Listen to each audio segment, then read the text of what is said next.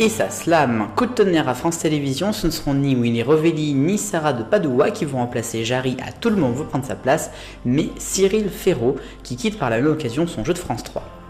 Nous sommes le dimanche 28 avril 2024, la suite, je vous la raconte tout de suite dans le TV 168.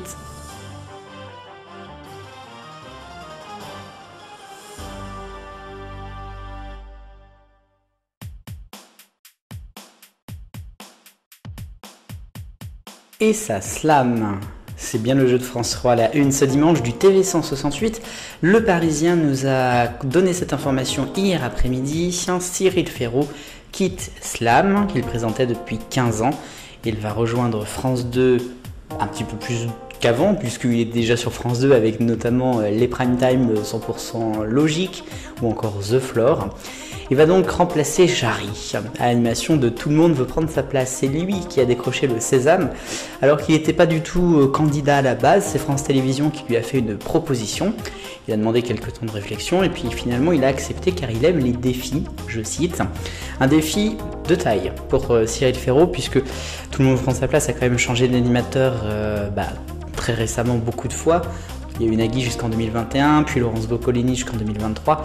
Et donc pour une saison Jarry, il y aura donc pas mal de choses à gérer pour Cyril Ferraud.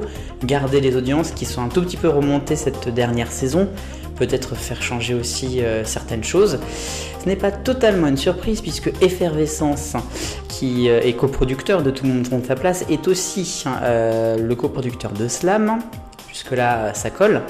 Mais donc, Slam va se retrouver orphelin. Qui pour remplacer Cyril Ferraud au jeu de France 3 ? Les paris sont ouverts désormais. Il y a beaucoup de monde, à mon avis, qui va postuler.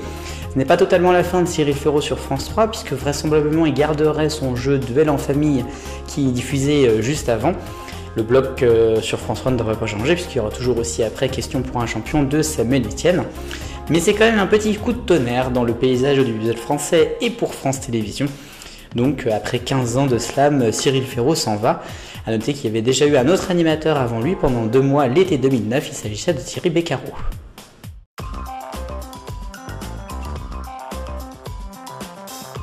Dans le reste de l'actualité, dans le rayon d'abord, on commence avec France 2 et Interville. Tiens, d'ailleurs un jeu que Cyril Ferraud pourrait bien animer dans le futur. Enfin, en tout cas cette année, ça sera pas le cas. Pas de Cyril Ferraud et pas d'Interville. C'est trop cher et puis les villes ne sont pas forcément intéressées. Il y a déjà les Jeux Olympiques, le Tour de France. Puis France Télévisions, on n'a plus de sous. Donc Interville en 2024, ça sera pas le cas. Peut-être en 2025. En tout cas, selon le Parisien, le projet est toujours dans les cordes. On va partir maintenant avec une deuxième information de TF1, puisque ça y est, Danse avec les stars, c'est terminé vendredi. Une saison qui a été très mouvementée, je ne vais pas revenir là-dessus. Vous l'avez sans doute su, c'est Natacha Saint-Pierre qui a gagné l'émission cette année avec son danseur Anthony Colette. Natacha Saint-Pierre qui était face à Inès Reg, qui a été éliminée en première partie. Et puis après, c'était Nico Capone qui était face à elle en dernier recours. Troisième info, on retourne sur France Télévisions et sur France 5, puisque d'ici un mois, il y aura la fin de l'émission culte, le magazine de la santé. Et il y aurait un nouveau projet qui pourrait arriver avec Marina Carrère-Blancos et aussi Michel Simès, qui avait quitté l'émission en 2018. Ils ont pour idée de faire peut-être une chaîne de télévision consacrée à la santé et à son actualité. Une chaîne qui pourrait s'appeler La Chaîne Info Santé en 2025 sur la TNT ou pas. Le rayon maintenant continue avec une quatrième info. On retourne sur TF1 à présence avec les stars. Voici Koh-Lanta qui est actuellement à l'antenne avec les chasseurs d'immunité. C'est la 25e saison. Et bien il y aura une 26e et même une 27e. TF1 et Adventureline Productions ont signé donc 2 nouvelles saisons. La 26e qui est déjà en tournage actuellement. Il y aura d'ailleurs, en plus des anonymes, 2 anciens qui vont revenir. Frédéric qui est le gagnant 2023 et Hugo c'est celui de 2013. Koh-Lanta, ça marche très bien notamment sur le digital. Et puis 5e et dernière info, on parle de France 3 et France Bleu. On parle aussi bien évidemment de fusion de l'audiovisuel public, mais avant tout ça, il y a dès le mois de septembre les matinales qui vont continuer à s'étendre sur France 3. Ici matin seront diffusées en région de 6h30 désormais jusqu'à 9h et avec bientôt toutes les locales de France Bleu avec celles de France 3 qui seront donc à l'antenne.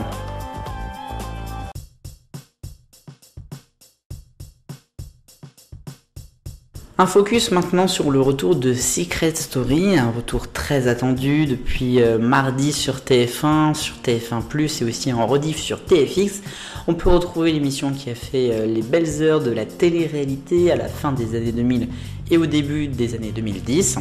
Secret Story qui est revenu d'une manière un peu particulière, il faut bien le dire. D'abord parce que la diffusion n'est que dans les quotidiennes, il y a juste eu une seconde partie de soirée de lancement qui s'est terminée très tardivement, à plus de 2h du matin.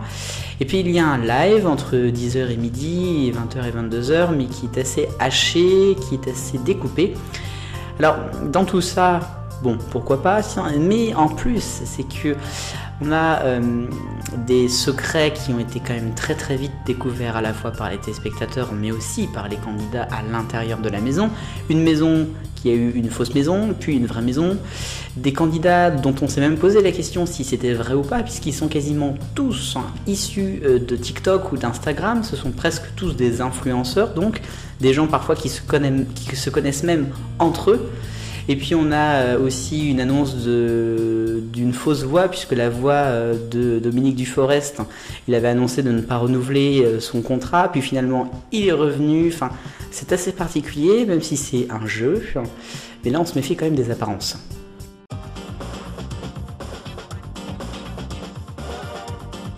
Question 168, Laurent Delahousse pour commenter la cérémonie d'ouverture des Jeux Olympiques. C'est une bonne idée selon vous à presque 75%. Ensuite on a moyenne idée à 15% et une mauvaise idée à presque 12%. La nouvelle question, je viens d'en parler dans le focus. Alors après quelques jours d'antenne, Secret Story 2024, un top ou un flop ?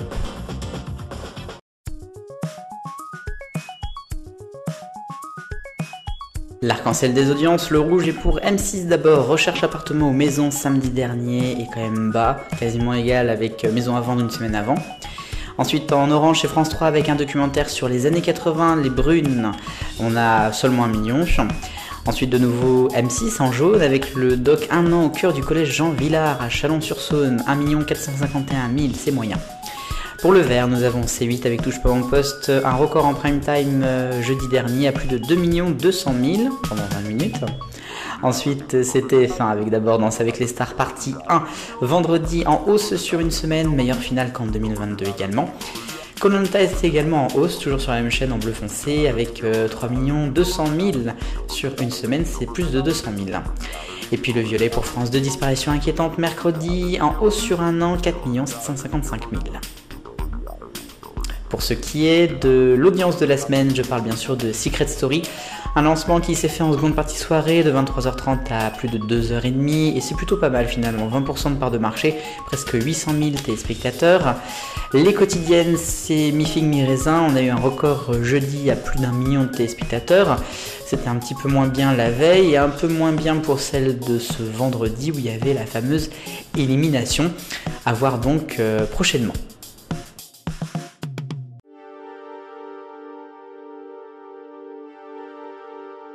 Et 37 ans après, il s'en est allé. Et enfin, je voulais quand même revenir sur le départ d'un géant de la télévision. Nicolas de Taverneau est enfin parti du groupe M6. Ça fait donc 37 ans qu'il était au sein du groupe et de la chaîne. Il a organisé mardi soir une sorte de goodbye party, présentée notamment par Ophélie Meunier, dans une belle salle où il a réuni tous les collaborateurs du groupe, de la radio, de la télévision, avec une grande fête. Il y avait même un DJ, je crois.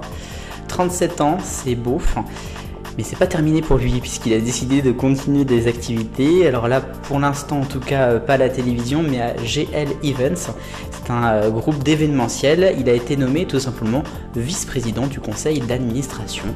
Il a encore donc pas mal de travail. En tout cas, chapeau à lui puisque la petite chaîne qui monte est très très haute. Mais jusqu'à quand ? Ainsi va la vie de la télévision en ce dimanche 28 avril 2024. Merci d'avoir été là. Je vous donne rendez-vous le week-end prochain pour de nouvelles vidéos sur Génération Télévision. En attendant, bonne semaine, vive le bonheur, on est tous des millions de copains. Salut!